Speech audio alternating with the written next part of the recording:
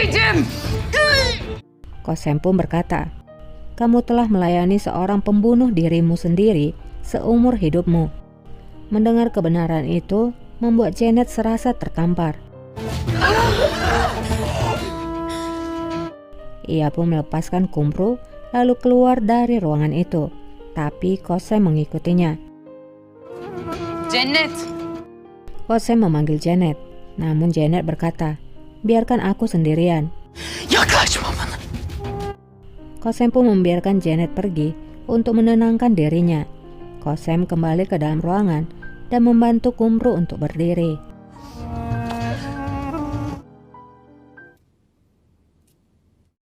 Handan terlihat menunggu di lorong. Dervish yang melihat Handan lalu menghampirinya. Sultan. Dervish berkata, aku sangat merindukanmu sultanku. Disinilah tempatmu berada. Handan menjawab, sayangnya kita tidak bisa memilih di mana dan siapa yang menjadi milik kita. Kita menjalani apa yang menjadi takdir kita. Dervish pun menjawab, aku tidak berpikir demikian sultanku. Kitalah yang memilih takdir kita. Dan hari ini adalah sejarah bagiku. Sekarang aku memiliki kehidupan yang berbeda. Aku bebas dari segala bebanku. Sekarang aku hanya akan melihat ke depan. Hayat.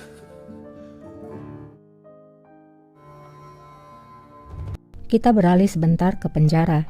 Dua tentara datang ke sel Shahin. Mereka menyuruh Shahin untuk bangun. Kalk Hanzade. Gidiyor. Shahin pun akhirnya bangun. Shahin bertanya, kemana kita akan pergi? Tentara itu lalu menjawab, kami telah diberitahu untuk membawamu ke tempat sel yang lain. Başka hücreye alacağız.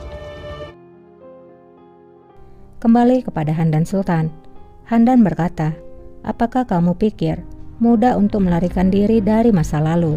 Dervish menjawab, tidak seorang pun bisa mengatakan hal ini mudah sultanku. Tapi aku akan melakukan yang terbaik.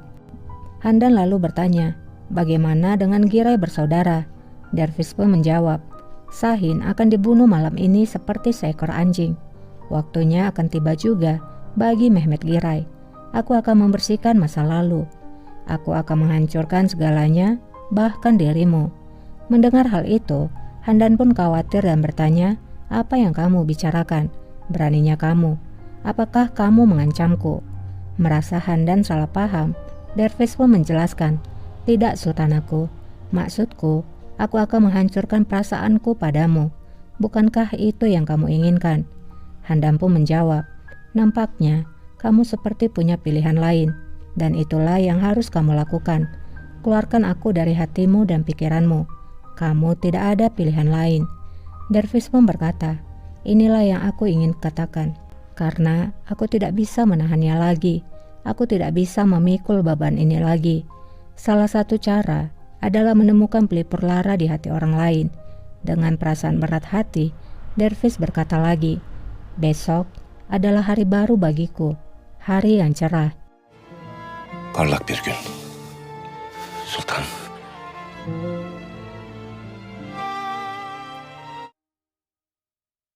Kembali ke penjara. Pintu penjara pun dibuka. Shahin memperhatikan ada yang tidak beres dengan kedua tentara yang ada di hadapannya. Dan saat tentara itu akan membawanya, ia pun menyerang tentara itu.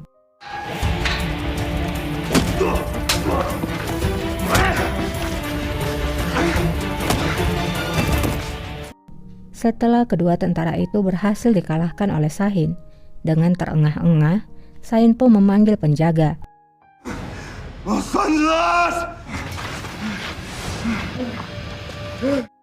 Penjaga lalu datang ke dalam selnya.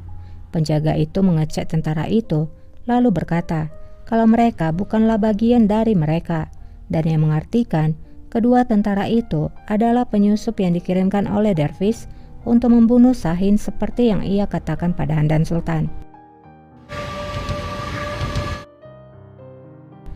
Handan kini telah berhadapan dengan anaknya. Ahmet. Validem. Handan berkata, kamu tidak tahu betapa aku sangat bahagia karena kamu mengizinkanku datang ke istana ini. Raja pun menjawab, aku belum memaafkanmu. kamu datang kemari hanya karena pernikahan dan karena Kosem juga yang meminta. Onu da Kösem'in hatırı için kabul ettim. Handan pun menjawab, aku telah menulisimu banyak surat. Apa yang kamu harapkan dilakukan seorang ibu untukmu? Bagaimana jika mereka memahkotai pangeran? Bagaimana jika aku tidak mengambil resiko itu? Raja lalu menjawab, kamu tidak bisa memberi perintah atas namaku. Tidak seorang pun bisa melakukannya. Apakah aku akan menjadi pembunuh saudaraku hanya karena aku takut jika seseorang mungkin akan menobatkannya? Dia adalah kepolosanku. Dia adalah hati nuraniku. Ibu, jika aku kehilangannya, maka aku akan menjadi kejam seperti ayahku. Apakah kamu menginginkannya? Apakah kamu mau aku seperti ayahku? Handan lalu menjawab, tentu saja tidak. Maafkan aku. Aku hanya takut hingga membuat kesalahan. Maafkan aku, Ahmed. Aku tidak akan pernah melakukannya lagi. Affet beni Ahmet. Namun raja tidak peduli. Ia pun meninggalkan ibunya di sana.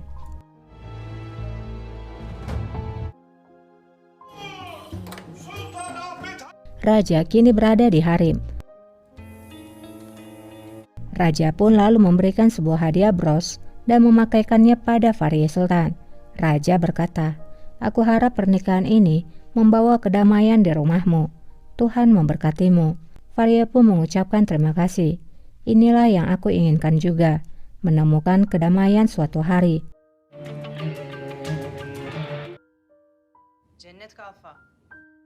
Di sisi lain, Kosem ingin masuk ke ruangan Janet.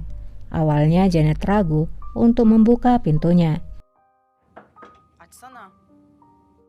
Namun Janet akhirnya membuka pintunya. Janet pun bertanya, apa yang ingin kamu lakukan, Kosem? Apakah kamu ingin mengatakan bahwa hidupku adalah kebohongan karena aku telah melayani seorang pembunuh diriku? Kosem lalu berkata, kamu tahu apa yang aku inginkan darimu. Katakan padaku apa rahasia dari Faryaz Sultan, karena aku akan menghancurkan Safiye Sultan. Hanya dengan cara ini, maka kamu juga bisa menemukan kedamaian. Öyle soğur. Keşke ölseydim. Janet pun menjawab, aku harap aku lebih baik mati daripada terbakar. Kosem pun berkata, maka dari itu, bayangkan juga rasa sakitku. Ayahku meninggal di tanganku. Apakah aku tidak ingin membalas dendam? Almak değil cennet kafa. Aku ingin mengirim Safiye Sultan dari istana ini. Tidak ada yang bisa dilakukan pada masa lalu. Yang aku pedulikan sekarang adalah masa depan, hidupku, raja dan anak-anakku. Suatu hari, aku akan menjadi seorang sultana bagi harem, ibu kota, dan juga dunia. Sultanı olacağım haremi. Janet pun berkata, mimpimu terlalu besar. Suatu hari, kamu akan hancur di bawah mereka. Kosem pun menjawab, aku akan menunggumu untuk mengatakan tentang rahasia Faryaz Sultan. Sultanın sırrını vermeni bekleyeceğim cennet kafa. Mungkin kamu mau menjadi bagian dari mimpi ini. Setelah mengatakan itu, Kosem pun pergi dari sana.